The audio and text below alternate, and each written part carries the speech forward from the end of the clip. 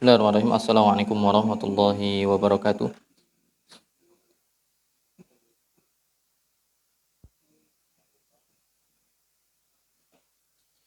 Alhamdulillahi hamdan katsiran tayyiban mubarakan fihi kama yuhibbu rabbuna wa yarda. Wa asyhadu an la ilaha illallah wahdahu la syarika lah wa asyhadu anna Muhammadan abduhu wa rasuluh. La nabiyya wa la rasula ba'dah. Allahumma 'allimna ma yanfa'una wanfa'na bima 'allamtana wa zidna ilman ya rabbal alamin.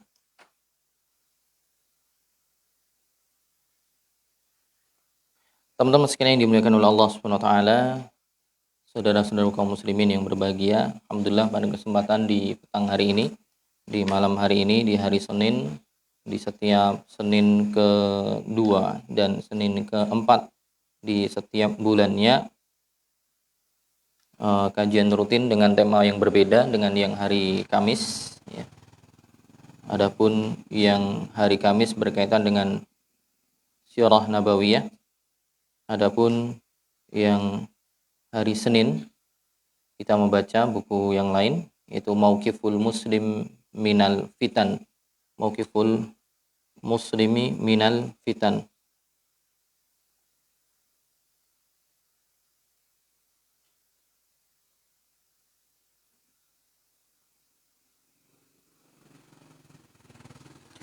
Ya, yang ditulis oleh Syekh Muhammad bin Shalih Al-Utsaimin, yang artinya adalah bagaimana sikap seorang muslim menghadapi fitnah. Fitnah atau maksudnya di sini adalah ujian ya. Ujian kehidupan. Dan sebagaimana pembahasan yang lalu bahwa ujian kehidupan itu terbagi dua, ada yang ujian dalam bentuk kesenangan, sesuatu yang disukai oleh diri, sesuatu yang dinikmati, tapi itu sebagai ujian. Dan kemarin dibahas ada tiga ya. Ada tiga ujian tapi berupa sesuatu yang disukai ya. Allah mengatakan wa nabluukum bisyarri wal khairi fitnah, dan sungguh kami akan menguji kalian dengan sesuatu yang buruk yang tidak kalian sukai dan juga hal yang baik yang kalian sukai sebagai ujian hidup. Hal yang disukai kemarin berkaitan dengan fitnah syahwat ya. Fitnatul farji, yaitu fitnah berkaitan dengan kemaluan ya. Hal-hal yang mengantarkan kepada perzinahan. Juga fitnatul atau syahwatul ma'kal wal masyrab, itu fitnah berupa pangan, alias bagaimana seorang mencari sumber penghidupannya ya, mencari sumber penghidupannya. Ada orang yang sudah terlanjur mendapatkan penghasilan banyak tapi ternyata dari hal-hal yang haram, entah dari cara ribawi, entah dari cara menipu ya, atau entah dari cara praktek transaksi jual beli yang mengandung gharar ya, ketidakjelasan dalam akad, atau juga dia terlanjur mengambil hasil atau mengambil penghasilan dengan hal yang haram ya, sebagai biduanita ya, perempuan yang menyanyi dengan mengumbar auratnya, atau yang semisalnya orang-orang yang berpenghasilan dengan menggunakan atau membuat konten-konten yang berbau maksiat. Nah, biasanya orang udah terlanjur gitu kan, sudah terlanjur followersnya banyak, pengikutnya banyak, dari situ dia dapat penghasilan banyak, jadi ujian bagi dia. Ujian tapi berupa kenikmatan. Diberikan apa? Kelonggaran, kesejahteraan, penghasilan, tapi ternyata hasilnya dari hal yang tidak baik atau tidak diperkenankan dalam syariat. Dan kemarin sudah kita bahas tentang ujian-ujian itu, yaitu ujian berupa sesuatu yang disukai. Sekarang kita masuk ke al-fitnah allati takunu bisyarr, yaitu ujian hidup yang berupa kejelekan, atau ujian hidup yang berupa sesuatu yang tidak disukai oleh manusia. Ya macam-macam ya, seperti ujian diberikan rasa sakit ya, diberikan penyakit, ujian dijadikan usaha yang dia buka, atau dia buka investasi ya, menginvestasikan hartanya untuk suatu usaha atau yang lainnya, tapi ternyata tidak berkembang atau justru malah merugi ya. Atau ujian ditinggal orang-orang yang disayangi, anaknya meninggal, orang tuanya meninggal, istrinya meninggal, atau mungkin ditinggal dalam artian tidak selama-lamanya tapi berpisah secara hubungan ya. Berpisah ternyata dengan istrinya, atau seorang perempuan berpisah dengan suaminya. Yang mau gak mau mereka harus berpisah, apalagi sudah punya momongan misalnya, menjadi apa? jauh dari anak dan mantan istrinya dulu karena berpisah, tidak harmonis. Ini juga ujian hal-hal yang ujian tapi sesuatu yang tidak disukai oleh seseorang. Berbeda dengan pembahasan sebelumnya. Yang pertama di sini Syekh Utsaimin mengatakan al-fitnatu bil musibah fid din, yaitu fitnah atau ujian hidup dengan musibah yang bisa mengantarkan, ya, musibah tersebut bisa menghancurkan agama seseorang, bisa menghancurkan atau merusak agama seseorang. Syekh Utsaimin mengatakan qad yuftanu al-mar'u fi dinihi bi musibatin taqa'u alaihi. Terkadang, ya, bisa jadi seseorang terfitnah atau mendapatkan ujian, terfitnah dalam agamanya gara-gara apa? Musibah yang sedang menimpa dirinya. Orang terkena musibah, kemudian gara-gara tidak bisa menyikapi musibah tersebut dengan baik, akhirnya merusak agama dia, ya, merusak agama dia. Fayakhruju biha minad din wal iyadu billah min haitsu la yash'ur.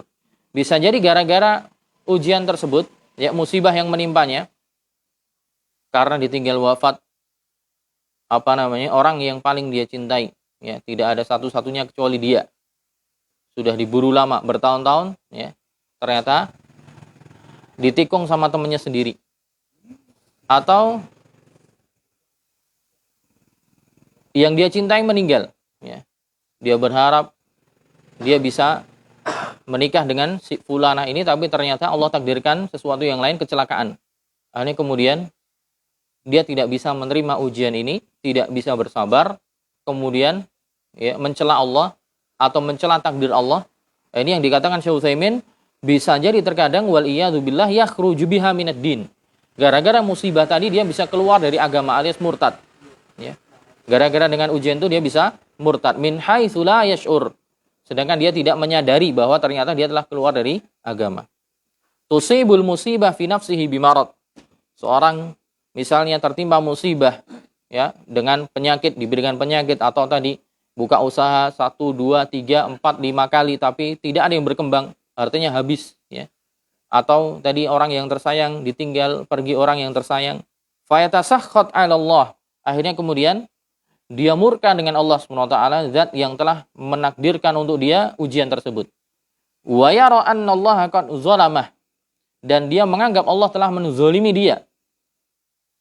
Nah, ini yang demikian berbahaya. Bisa mencapai taraf kufur, ya.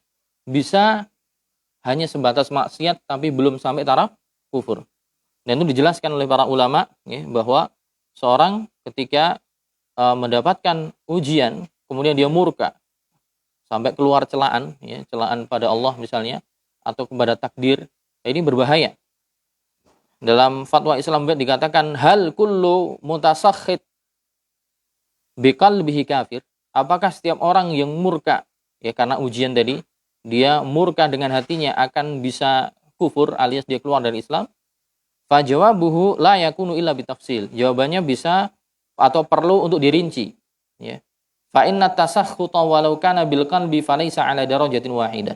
Murkanya seseorang karena ujian tadi, musibah yang menimpa dirinya, itu punya level dan tingkatan berbeda-beda. Ya, harus dirinci pembahasannya. Fa minhum ma yusilu ilal kufr. Sebagiannya, ya, sebagian tingkatannya dari murka yang ada dalam hati gara-gara mendapatkan ujian, sebagiannya bisa mengantarkan seorang pada kekufuran. Wa minhum ma huwa duna dzalik. Sebagian tidak sampai mencapai derajat kekufuran tapi maksiat, ya. Fa in kana sababuhu innama huwa syakku fi hikmatillah wa ilmihi wa qudratihi wa adlihi. Nah, jika seorang gara-gara tertimpa musibah tadi kemudian dia meragukan hikmah Allah, ya, dia meragukan bahwa di balik itu ada hikmah dari Allah Subhanahu wa taala. Dia meragukannya, dia tidak yakin. Atau meragukan ilmu Allah. Juga meragukan kudrah, kemampuan Allah Subhanahu wa taala. Juga meragukan keadilan Allah, mengatakan Allah zalim, Allah tidak adil, ya. Atau sampai mencela, gitu kan, mencela Allah, ya. Jadi setelah dapat ujian misuh-misuh gitu, tapi yang dipisui Allah Subhanahu wa taala, naudzubillah min dzalik wal iyadu billah. Awal i'tirad ala rububiyyatihi wa qada'i wa qadarihi, atau berpaling dari takdir Allah dan kerububiyahan Allah. Wa nahwu dzalik hadza an-naw' minan naw'il awal. Ini bisa masuk kategori yang pertama, alias yang bisa mengeluarkan pelakunya dari Islam. Ya. Wa amma man kana sababuhul jaza' wa ta'allum wa tamanni ghairil maqdur ma'at taslim lillah wal yaqin bi hikmatihi wa adlih fa hadha minan naw'its tsani. Tapi kalau rasa murkanya itu dalam hati karena dia merasa sakit ya, merasa kecewa dan dia berharap sejatinya ya harusnya ya Allah bukan saya yang dapat ujian ini. Tapi satu sisi dia masih yakin. Dia masih yakin bahwa Allah di balik itu punya hikmah. Dia masih yakin ya, Allah di balik itu punya hikmah dan dia masih yakin bahwa Allah Maha Adil. Cuman ada sisi dia agak berontak gitu, tapi masih meyakini keadilan Allah dan hikmah Allah di balik ujian tadi. Cuman jiwanya belum bisa menerima dengan dengan baik. Ya. Masih ada rasa marah, cuman dia masih meyakini hikmah Allah dan keadilan Allah. Yang seperti ini tidak mencapai derajat kekufuran. Tapi kalau sampai mengatakan Allah zalim, dalam hati kemudian meyakini Allah itu zalim, ya. Jadi mengolok-olok Allah Subhanahu wa taala. Menghina, merendahkan. Ini tidak diperkenankan. Ini di dalam fatwa Islam bisa mencapai atau menjadikan orang sampai derajat kekufuran. Syekh Utsaimin juga menjelaskan at-tasakhutu ala anwa. Ya, murkanya seseorang, marahnya seseorang itu ada berbagai ragam. Yang pertama, an yakuna bil qalbi ka an yatasakhat ala rabbi. Yang pertama yaitu murka yang terjadi dalam hati seperti seorang yang murka marah dengan Tuhannya. Yaghtazu mimma qaddarahullahu alaihi. Ya, dia marah, dia murka dengan apa yang telah Allah tentukan, Allah takdirkan. Fahadha haram wa qad yuaddi ilal kufri. Yang demikian ini hukumnya haram dan bahkan terkadang bisa saja mengantarkan pelakunya kepada kekufuran. Salah satu dalilnya Allah sampaikan dalam surat Al-Hajj, wa minan nasi man ya'budullaha ala harfin. Dan sebagian manusia ada yang menyembah Allah Subhanahu wa taala seperti di pinggir, ya, di ujung, di pinggir, mingklik-mingklik. Fa in asabahu khairun itma'an nabih. Kalau dia selama berpegang dengan agama Islam, selama itu dia mendapatkan kebaikan, ya, apa yang dia inginkan terwujud, apa yang dia harapkan tercapai, itma'an nabihi, maka dia tenang, tetap berpegang dengan agama itu. Wa in asabathu fitnatun inqalaba ala wajhihi khasirat dunya wal akhirah. Tapi kalau yang diharapkan tidak sesuai, dia mendapatkan fitnah, dia mendapatkan ujian keburukan, inqalaba ala wajhihi, dia berpaling dari wajahnya, maksudnya kembali kepada kekufuran. Ya, sebagaimana dijelaskan dalam tafsir Jalalain dan juga tafsir yang lain di At-Tafsirul Muyassar dan Al-Mukhtasar fi Tafsir. Jadi dipahami oleh sebagian ulama maknanya adalah inqalaba ala wajhihi, maksudnya dia kembali lagi kepada kekufuran. Jadi dia masuk kepada Islam dalam kondisi keraguan-raguan, imannya itu tidak kokoh, ya. Ala harfin itu maksudnya seperti orang yang berada di pinggiran tebing.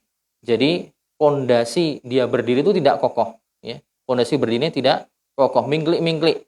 Kalau dia masih dapat kebaikan maka masih tenang, aman di dalam agama Islam yang dia pegang sekarang. Tapi kalau dia dapat musibah, kemudian dia berbalik arah kembali kepada keyakinannya yang dulu.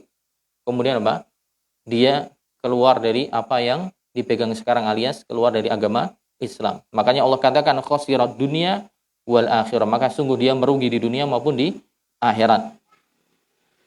Nah, jadi qad yuftanul mar'u fi dinihi bi musibah. Terkadang seorang itu yang mendapatkan fitnah, ujian dalam agamanya karena musibah yang sedang menimpa dirinya.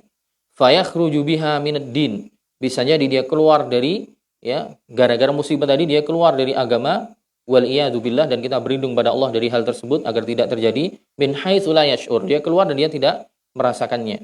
Bi musibatin atusibuhul musibah fi nafsihi bi marad, seperti orang yang sedang kena sakit atau ujian yang lainnya. Kemudian yatasakhat 'ala Allah, dia murka kepada Allah Subhanahu wa taala tadi sampai yara annallaha qad zalamah, dia menganggap Allah menzalimi dia, Allah tidak adil, Allah tidak punya hikmah di balik ujian tersebut. Nah, ini kata Syekh Utsaimin dan penjelasan ulama yang lain, ini bisa ditakutkan mengantarkan seorang sampai keluar dari Islam. Wala yasbir ala hadhil musibah, dan orang tersebut tidak sabar atas musibah yang menimpanya. Bal yatasakhat min qada'i maulahu wa rabbih azza wa jal. Justru dia murka, marah-marah dari apa yang menjadi ketentuan Allah Subhanahu wa taala. Ma'annal hukma lillahil aliyyil kabir, padahal semua hukum, semua hal itu kembali pengaturannya kembali kepada Allah yang Maha Tinggi lagi Maha Agung. Wa ila hadza yushiru qauluhu ta'ala, oleh karenanya Allah Subhanahu wa taala di sini mengisyaratkan seperti tadi surat Al-Hajj ya. Wa minan nas man ya'budullaha ala harfin. Kita baca tafsirnya biar lebih yakin.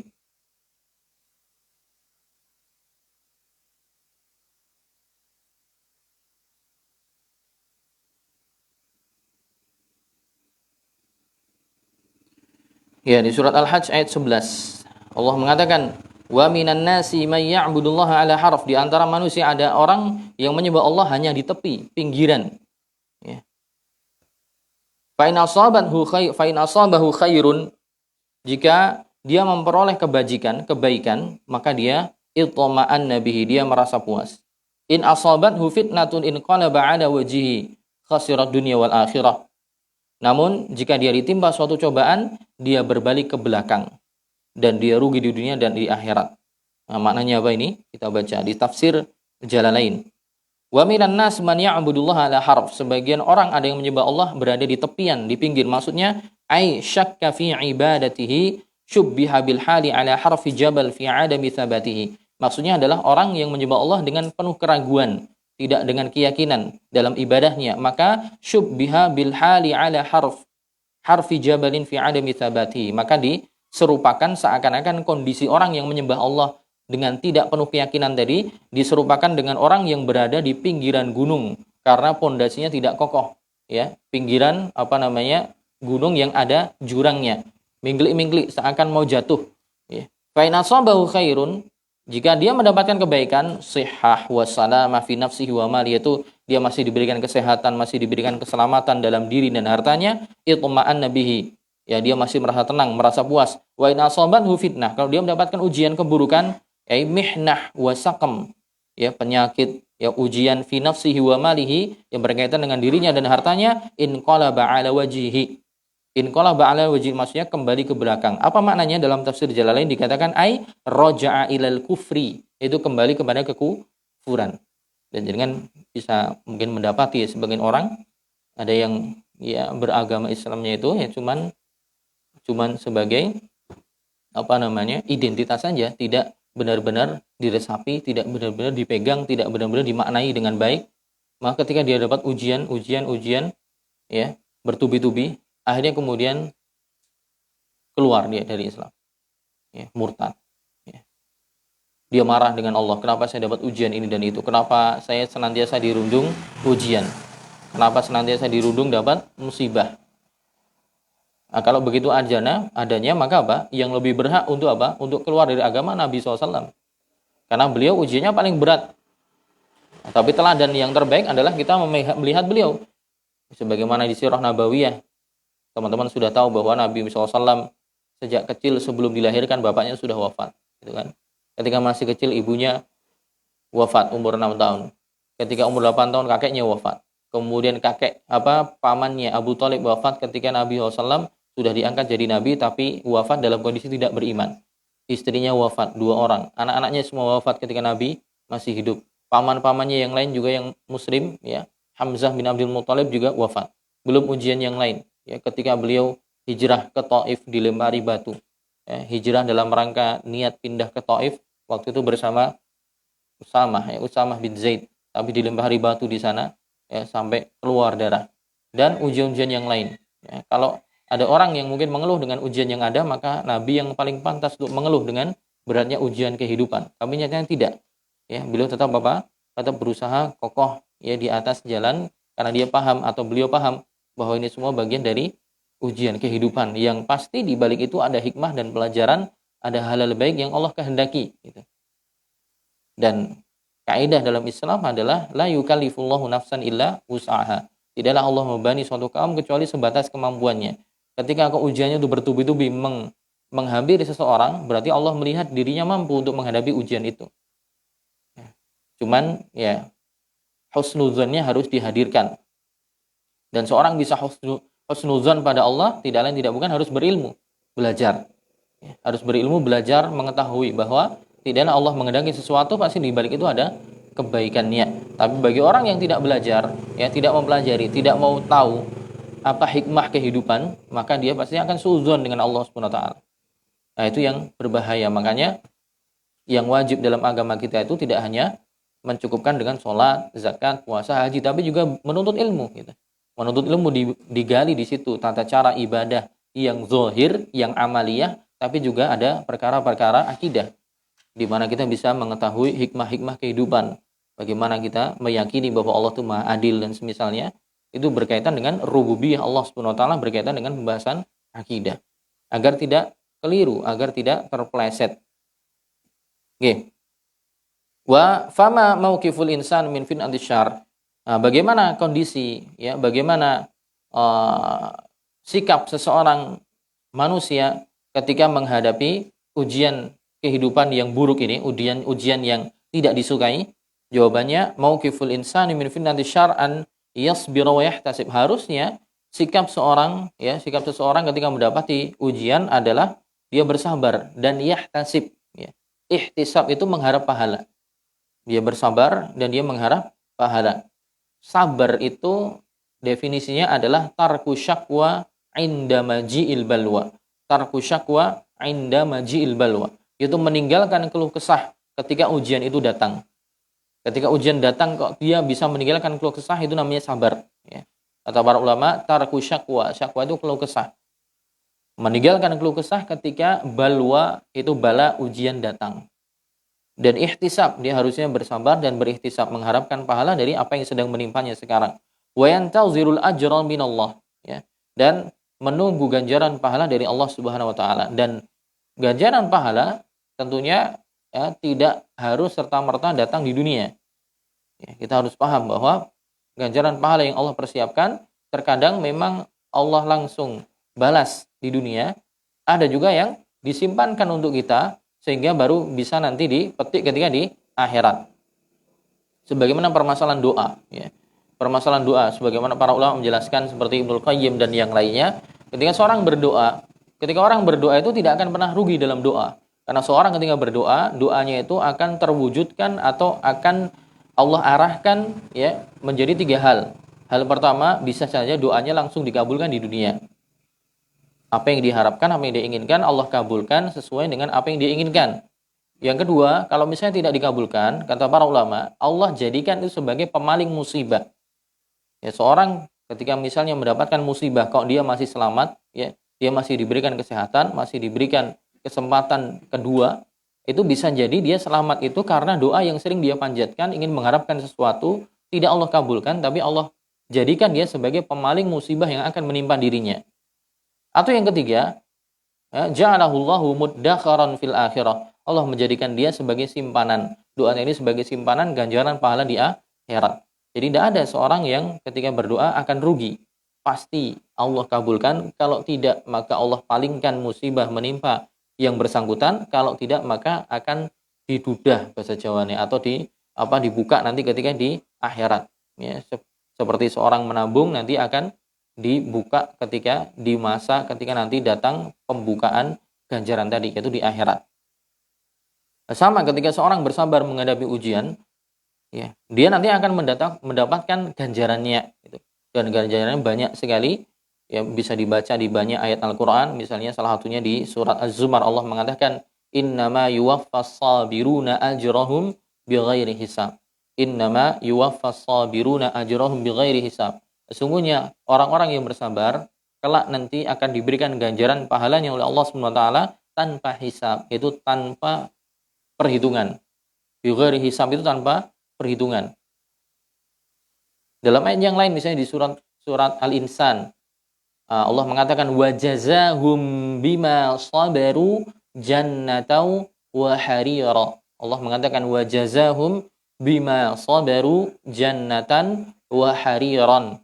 Dan balasan bagi mereka atas kesabaran mereka mendapatkan ujian ketika di dunia, Allah berikan mereka jannatan wa harira. Allah berikan mereka surga dan kain sutra, ya, surga dan kain sutra.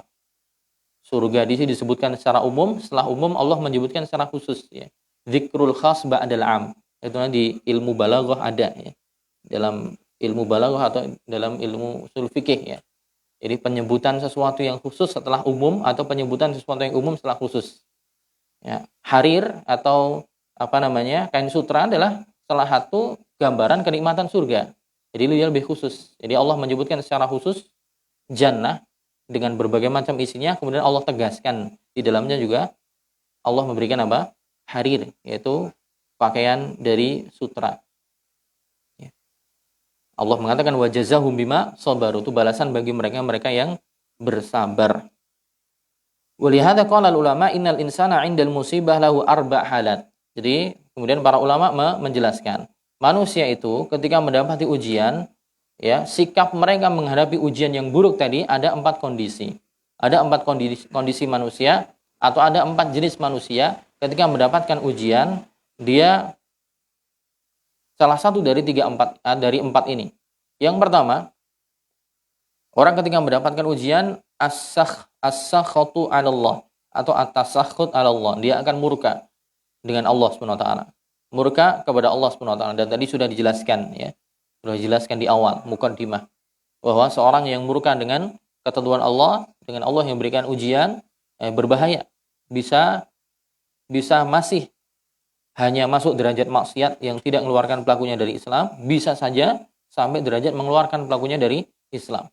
Kalau dia ditimpa musibah malah mencela Allah, kemudian menghina Allah. Dan itu ada orang-orang yang demikian. Orang-orang dengan iman yang lemah, dengan pengetahuan agama yang kurang, ya, ketika mendapatkan ujian, seakan-akan dia sendiri yang mendapatkan ujian. Ya. Tidak ada yang lain dapat ujian. Karena minimnya ilmu, akhirnya apa? Dia mencela Allah, menghina Allah, dan semisalnya. Ya. Ini berbahaya, sebagaimana Syekh Utsaimin menjelaskan, bisa mengantarkan pelakunya kepada kekufuran, murtad, keluar dari Islam. Nah, ini harus tahu. Yang kedua mungkin cuman ia marah di dalam hati, tapi dia masih meyakini Allah Maha Adil. Allah tidak berbuat zalim. Allah mempunyai hikmah di balik itu, tapi masih ada sisi marahnya. Yang seperti ini masuk kategori maksiat, ya, masuk kategori maksiat, dia belum masuk ukuran minimal seorang dapat ujian. Ukuran minimalnya adalah bersabar. Jadi kondisi yang pertama, orang mendapatkan ujian adalah dia murka. Haitsu qaddara 'alaihil musibah, ketika Allah menakdirkan untuk dia musibah.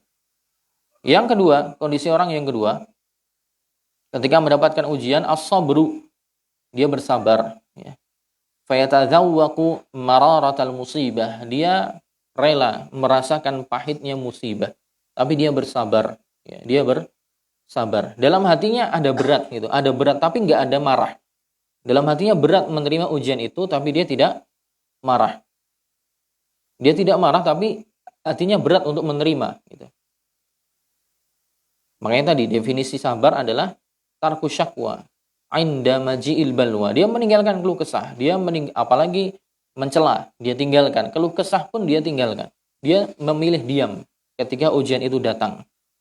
Dan dalam ungkapan orang Arab, ya, kesabaran itu murrun madzaquhu, as-sabru murrun madzaquhu wa awaqibuhu hulwah, ya. As-sabru hulwun madzaquhu, murrun madzaquhu wa awaqibuhu hulwah. Kesabaran itu rasanya begitu pahit, tapi endingnya atau konsekuensinya itu rasanya manis, ya. Manis karena Allah menjanjikan tadi, manis karena Allah menjanjikan dalam Al-Qur'an orang-orang yang bersabar akan mendapatkan ganjaran pahala yang tanpa hisab, alias tanpa putus, tanpa perhitungan. Wala takunu sahla alaihi, sebenarnya tidak mudah bagi dia. Bal hiya sha'bah, justru berat orang ketika mendapatkan ujian ini. Wa yatamanna annaha lam tusibu, dia berharap dia tidak ditimpa musibah tadi, lakin yasbir, tapi orang ini bersabar. Meninggalkan keluh kesah, meninggalkan celaan, dia diam. Wala yakunu fi qalbihi jaza'un 'ala Allah, wala tasakhut minhu. Dalam hatinya tapi dia tidak ada marah sama Allah, cuma dia merasa berat aja mendapatkan ujian ini.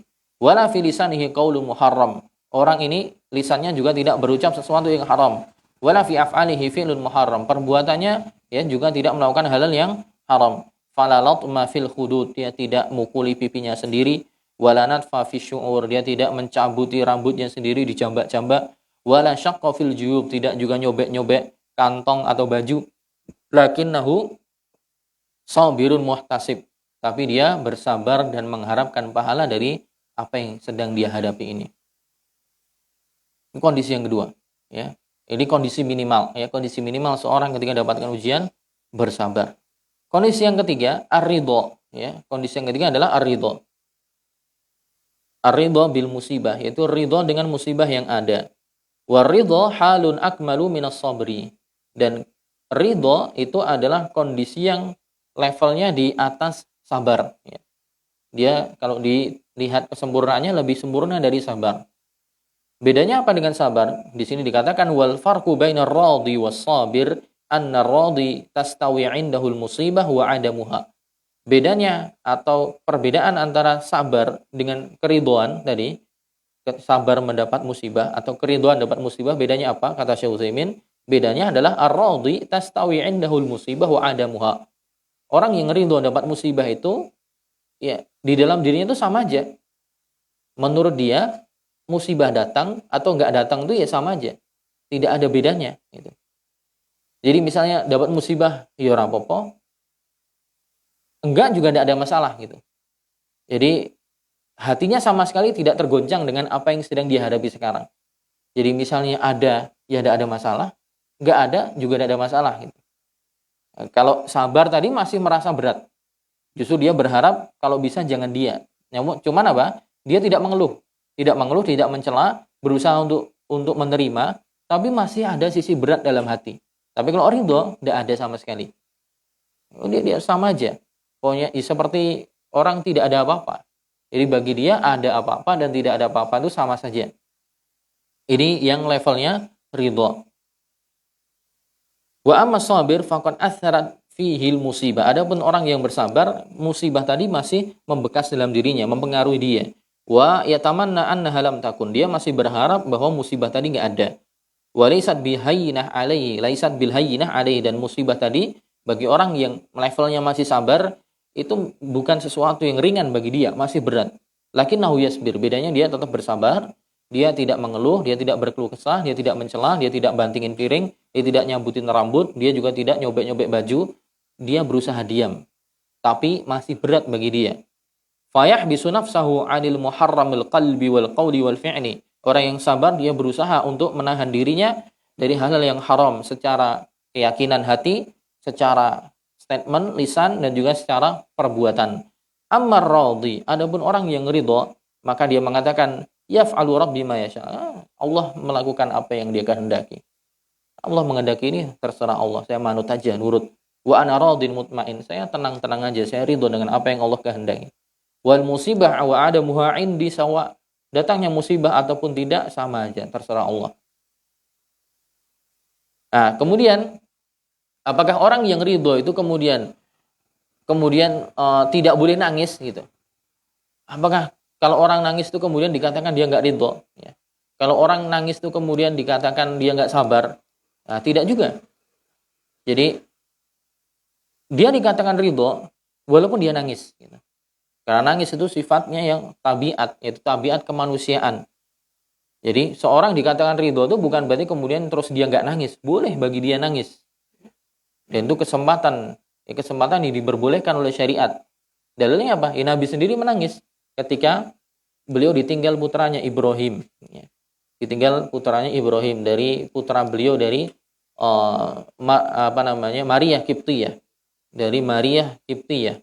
Budak hamba sahaya yang dihadiahkan oleh Raja Mesir. Pada saat itu ketika Nabi SAW mengutus para utusan untuk mendakwah, ya, mengirim surat kepada raja-raja di Jazirah Arab untuk masuk Islam. Itu ketika Islam mulai kuat, ya, setelah di Madinah perang melawan Quraisy, menang perang Badar dan perang-perang yang lain, sudah mulai mempunyai power gitu kan, sudah mulai dihormati, disegani. Nabi SAW kemudian kirim beberapa sahabatnya untuk kirim surat ke raja-raja yang menjadi raja-raja kabilah-kabilah di sekitaran Jazirah Arab dan juga raja-raja Persia, plus juga raja Romawi, juga raja di Mesir waktu itu menjadi cabang Romawi, ya, Raja Mukaukis. Nah, ketika diutus ke sana, saya lupa sahabat yang diutus siapa, tapi yang mesti raja itu dia tidak menghendaki masuk Islam, tapi tidak melawan gitu. Justru malah memberikan hadiah kepada Nabi SAW. Ya. Hadiahnya adalah budak hamba sahaya perempuan namanya Maria Kiptiyah. Kipti itu suku Mesir ya, Kipti ya, suku asli Mesir Kipti ya, suku Kipti. Maria Kiptiyah yang dihadiahkan kemudian jadi budak hamba sahaya bagi Nabi SAW. Dari beliau kemudian lahir Ibrahim. Nah, ketika Ibrahim masih kecil, wafat, meninggal, Nabi SAW bersedih.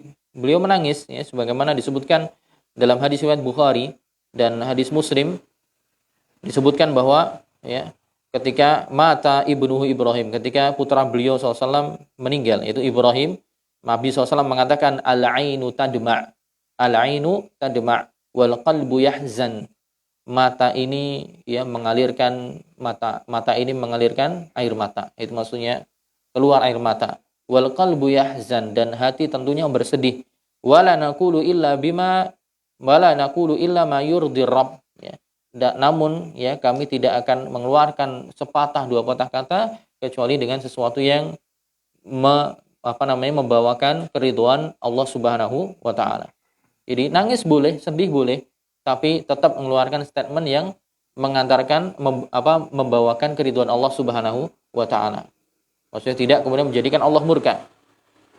Wa inna bi firaqika ya Ibrahim lamahzunun, dan sungguh ya kami, yaitu Rasulullah SAW sebagai ayahnya dan juga ya orang tuanya, dengan berpisah dengan wahai Ibrahim, sungguh kami bersedih. Nah, di sini Nabi menangis juga.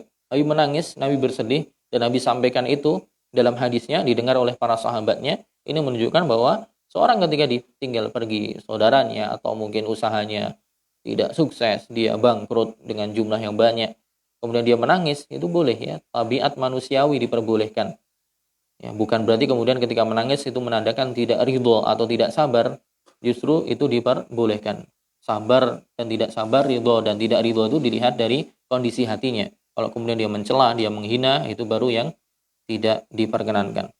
Nah, kondisi yang keempat, ini yang paling tinggi levelnya adalah orang diberikan ujian, al-halatur rabi'ah asyukru.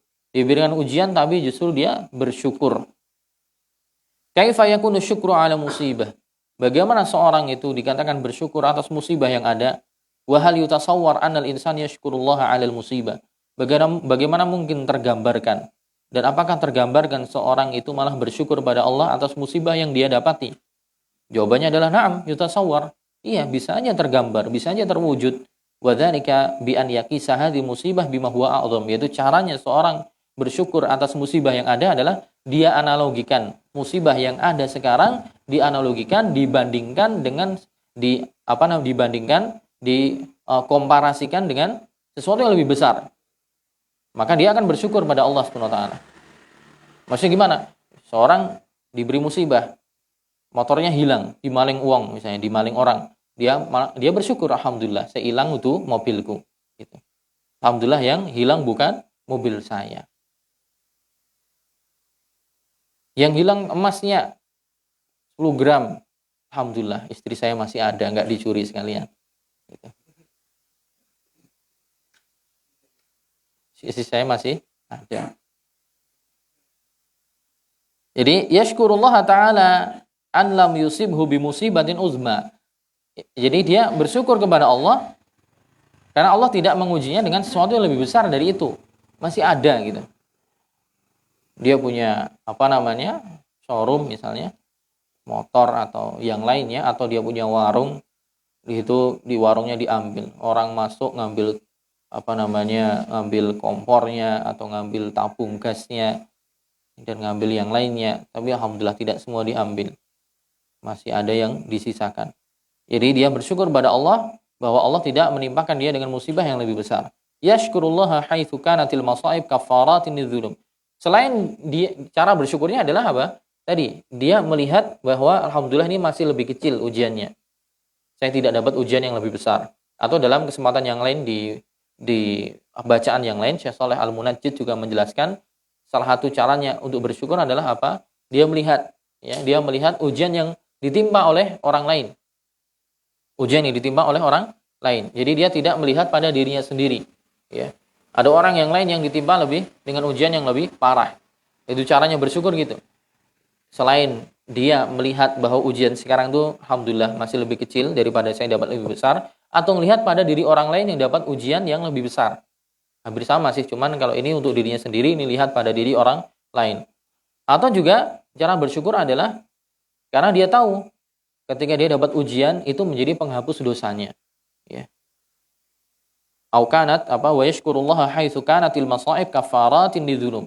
Dia juga bersyukur dapat musibah karena dengan musibah itu bisa menghapuskan dosanya. Kafarat sebagai penghapus kafarah dari dosa-dosa yang pernah dia lakukan.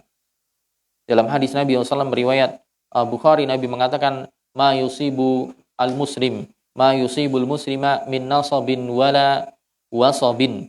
Tidaklah ada sesuatu yang menimpa, tidaklah ada musibah yang menimpa seorang muslim berupa kelelahan, bin nasobin, berupa kelelahan, wala wasobin, atau berupa rasa sakit, wala hammin, juga kekhawatiran, wala huznin, atau berupa kesedihan, wala adha, atau berupa gangguan, wala ghammin, gham itu kalau nggak salah kegalauan, nggak keliru, hatta syaukah yushakuha, sampai duri yang ya mengenai dirinya, ya, seorang nginjek duri, illa kafarallahu biha min khatayah, melainkan dengannya Allah jadikan sebagai penghapus dosa-dosanya. Jadi teman-teman sekalian, capeknya datang ke sini untuk ngaji, berkurangnya pemasukan karena untuk beli bensin ke sini atau ke maba atau ke tempat yang lain, atau pulang-pulang jadi ngantuk gitu kan karena ngaji sampai malam, ya, atau gara-gara kebasahan bajunya karena kehujanan, ya, itu semua jadi kafarah, atau gara-gara di jalan, rumahnya jauh, masya Allah kan, di jalan Wonosari, akhirnya kemudian bannya kena paku bocor, ya, tidak usah ragu, tidak usah takut, Allah jadikan itu semua sebagai penggugur dosa dan kesalahan dari dosa yang pernah kita lakukan, gitu. Kalau sudah tidak punya dosa, Allah jadikan tentunya jadi pengangkat derajat yang bersangkutan. Ya. Jadi kata Nabi SAW, tidaklah menimpa seorang muslim berupa kelelahan atau rasa sakit atau ham, yaitu kekhawatiran, kesedihan, juga gangguan, ya, kegalauan, sampai pun duri yang masuk di dalam kulitnya atau dagingnya, melainkan itu semua Allah jadikan sebagai penghapus dosa-dosa dirinya. Tentunya apa? Ini syaratnya jika apa? Jika sabar, ya. Sabar dan menerima, ya, bukan mencela, ya. Itu Allah jadikan sebagai penghapusnya. Wa yashkurullaha azza wa jalla an ja'alahu fi hadhil halah aliyah halar ridha fayakunu fi dzalika syakira. Jadi dia bersyukur pada Allah Subhanahu wa taala ketika Allah menjadikan dia dalam kondisi yang mulia ini, kondisi yang tinggi ini. Itu kondisi dia bisa ridha, ya. Maka dengan itu dia menjadi hamba yang bersyukur. Jadi dapat musibah tapi bersyukur.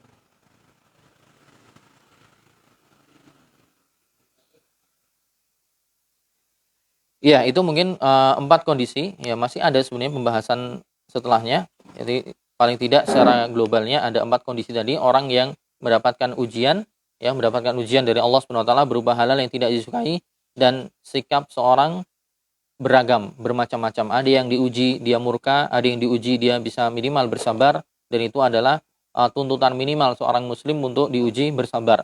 Ya. Atau kalau bisa sampai level ridho, lebih tinggi lagi sampai level bersyukur, tentunya itu sesuatu yang levelnya paling tinggi, ya, levelnya paling tinggi dan berat. Dan bagaimana caranya kita bisa mencapai level itu? Ya tentunya adalah mengetahui hikmah di balik ujian, terlebih lagi kalau bisa, ya, mengambil ibrah, mengambil pelajaran dari orang-orang yang mendapatkan ujian yang lebih berat, ya. Dengan itu kita bisa melihat bahwa kita masih diberikan ujian yang lebih kecil. Atau lebih bagus lagi bisa membaca sirah, ya, membaca sirah perjalanan hidup para orang-orang soleh, terutama para nabi dan rasul, ya. Karena asyaddun nasi bala'an al-anbiya, orang yang paling besar ujiannya adalah para nabi. Ya, kita bisa melihat ujian Nabi Ayub alaihissalam yang sampai nggak punya harta, berpenyakitan, keluarganya sampai pergi dari beliau, meninggalkannya.